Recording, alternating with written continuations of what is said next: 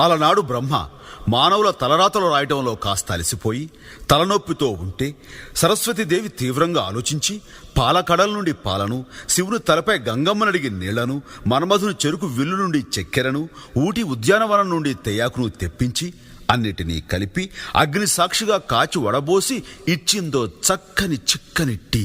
అది తాగిన బ్రహ్మ ఆనాటి నుండి ఈనాటి దాకా రెస్టు లేకుండా సృష్టి కొనసాగిస్తూనే ఉన్నాడు. అంత మహత్తున ఈ టీకి మరో పేరే చాయ్ మేరా భాయ్.